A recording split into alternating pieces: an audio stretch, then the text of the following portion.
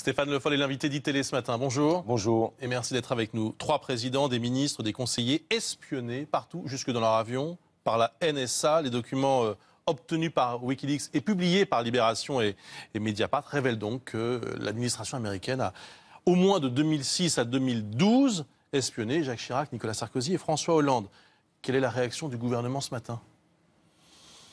D'abord, la réaction du gouvernement, c'est que on a le président de la République convoqué un conseil de défense pour qu'il y ait un échange sur l'ensemble des informations qui sont disponibles. On en connaît une partie, puisqu'il y a déjà des choses qui ont été divulguées il y a un an. On se rappelle sur la question de l'Allemagne et des écoutes de Mme Merkel.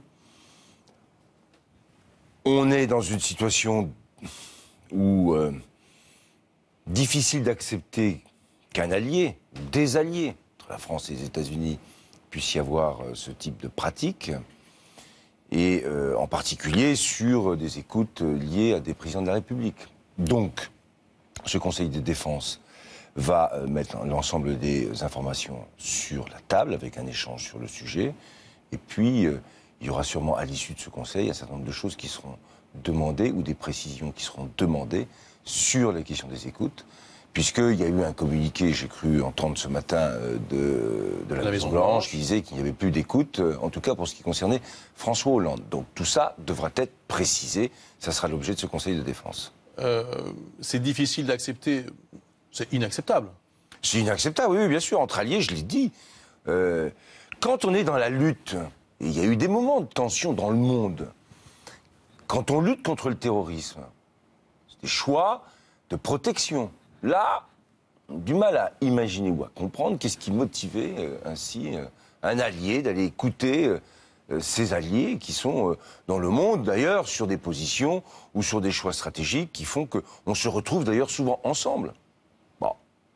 Qu'est-ce qui vous surprend et qu'est-ce qui vous choque le plus? Est-ce que c'est le principe d'espionner un allié, comme vous le disiez à l'instant, ou est-ce que c'est l'ampleur? Edoui Plenel, le patron de Mediapart, parlait tout à l'heure sur iTélé de système industriel. C'est toute la République française qui a été espionnée. Oui, bon, je laisserai Edoui Plenel faire les commentaires qu'il souhaite. Je pense qu'il y a les deux. C'est pas toute la République, mais en tout cas, c'est le fait que entre la France et les États-Unis, qui sont, je l'ai dit, souvent des alliés dans le monde, et au nom de la démocratie, de la liberté. Et c'est très important de le rappeler. Qu'il y ait eu cette couverture avec l'ensemble de ces écoutes sur des personnalités, parce que c'est pas le sujet de l'ampleur, qui est écouté partout ou à quel moment, c'est les personnalités qui l'ont été avec des présidents de la République, tout ça n'est évidemment pas acceptable. Et en tout cas, intelligible et compréhensible. C'est une crise? Non, il faut rester sur ces sujets. Je l'ai dit tout à l'heure, toutes ces informations sont, comment dirais-je, libérées au compte-gouttes. Ça fait déjà plus de 2 ans, ce monsieur Snowden, 2-3 ans.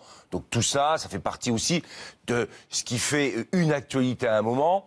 Je le dis, ces infos, Wikileaks les avait, Snowden les avait, elles sont sorties aujourd'hui, très bien. Bon, mais donc il faut rester avec...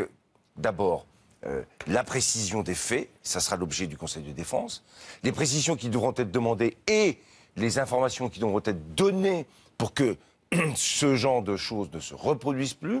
Et puis voilà, après, on est entre grandes nations, grands pays. On a des responsabilités dans le monde, les uns et les autres. Donc, il faut qu'on soit à la hauteur de tout ça. Vous pensez que François Hollande va parler aujourd'hui au président? J'en sais rien, j'en sais rien. Bon.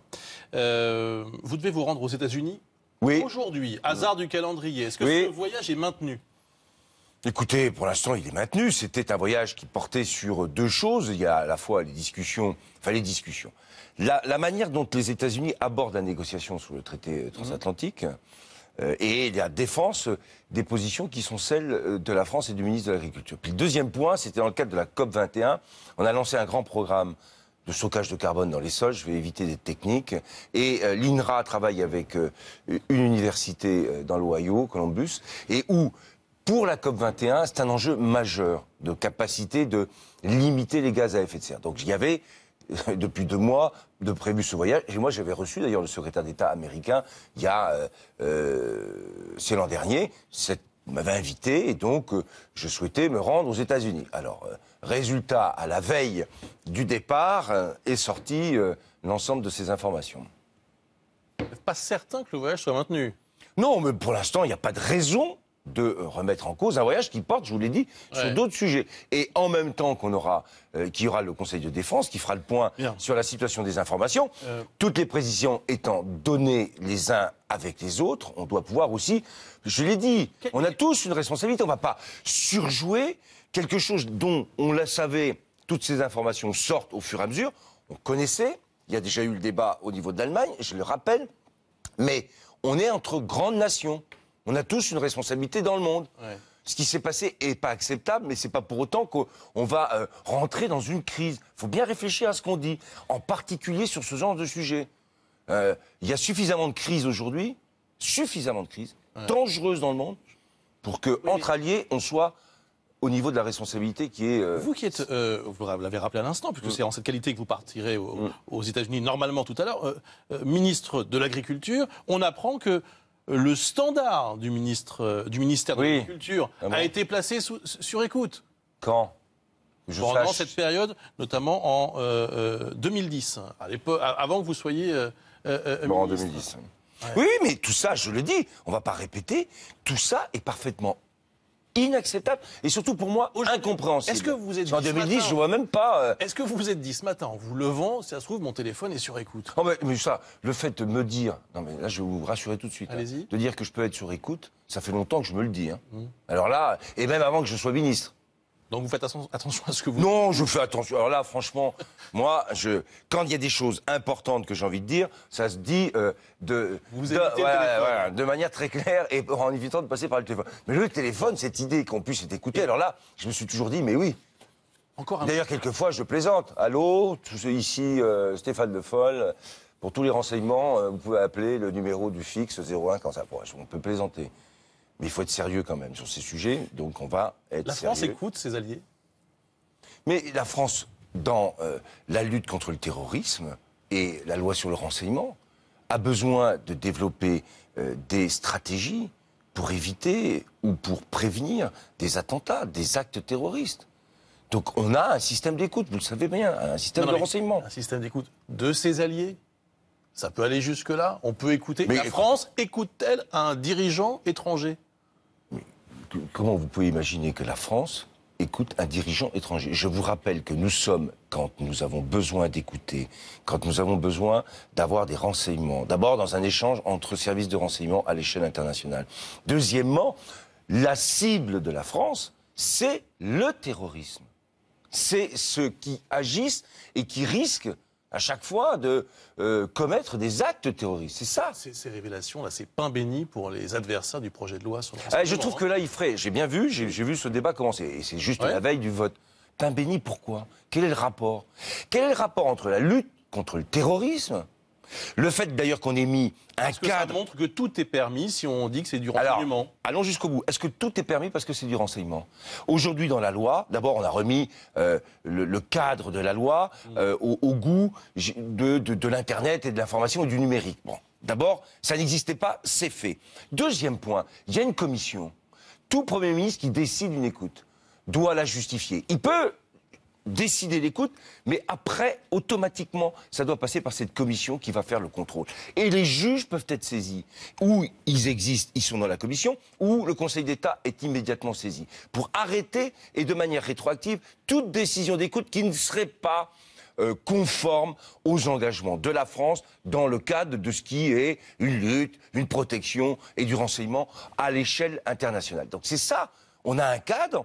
On a une commission de contrôle, le politique peut décider, mais il est contrôlé. Donc on n'est pas du tout dans le même débat, pas du tout. Stéphane Le Foll, j'aimerais avoir votre réaction sur 2 autres sujets d'actualité importants aussi. D'abord, la guerre entre les taxis et Uber Pop. Que va faire le gouvernement concrètement pour stopper Uber Pop, qui est illégal, et accessoirement éviter le genre d'agression comme on en a vu à Alors c'est Lyon, pas accessoire. Il y a quelques jours et qui était particulièrement choquante. Oui. Alors c'est pas accessoire. Les agressions, c'est inadmissible. inacceptable. Les taxis n'ont pas à faire la justice eux-mêmes. Ça, il faut qu'on soit très clair là-dessus. En même temps, sur Uberport, il y a eu des décisions qui ont été prises par la justice. Elles doivent être appliquées. Le problème, c'est que les applications sur smartphone, c'est quelque chose qu'il faut surveiller et empêcher, puisque c'est l'application de la loi, puisqu'il y a eu des décisions de justice. Mais les taxis ne peuvent pas, tout seuls, régler leur compte et faire ce qui s'est passé. La violence là-dessus est inadmissible. Ça, c'est la première réponse. Elle est très claire. Sur le mariage qui est fini finalement, avant même qu'il ait commencé, entre Bouygues et SFR, finalement ça arrange le gouvernement qui était opposé à cette opération. Écoutez, sur ces questions, il y a eu un conseil d'administration de Bouygues qui, à l'unanimité, a refusé la proposition. Sous-entendu d'ailleurs, d'après ce que j'ai compris, pas forcément la proposition en termes de financière, mais l'idée que de toute façon, elle serait sous le coup de l'autorité de la concurrence. Bon. Qu'est-ce que dit le gouvernement dans le moment où nous sommes? Est-ce que c'est une concentration supplémentaire qui va régler les grands problèmes liés à la téléphonie mobile? Quels sont les axes stratégiques qu'on doit développer? Les investissements pour demain, la 4G, la couverture du territoire, la question de l'emploi. Est-ce que cette fusion avait un sens dans le projet industriel? Emmanuel Macron l'a dit, non. C'est ça qui nous intéresse, nous. Après, il y a des discussions et des possibilités entre entreprises. Bon, mais nous pensions, et je pense comme Emmanuel Macron, que cette proposition, cette fusion n'avait pas de grand sens stratégique et industriel. Voilà ce qui a été dit. Dernière question, vous serez peut-être dans l'avion tout à l'heure pour les États-Unis à 18h lorsque les chiffres du chômage tomberont. Ils seront bons? Écoutez, il faut demander à François Rebsamen et attendre 18h. Mais comme vous partez, peut-être qu'il peut 18h15 ce soir. Non, de toute façon, voilà, un peu à l'avance. Me donnerait pas grand-chose, donc je n'ai pas à avoir des chiffres à l'avance. Ils seront publiés à 18h. Ce matin sur France Info, François Rebsamen a déclaré en fin d'année, il y aura une stabilisation puis une décrue.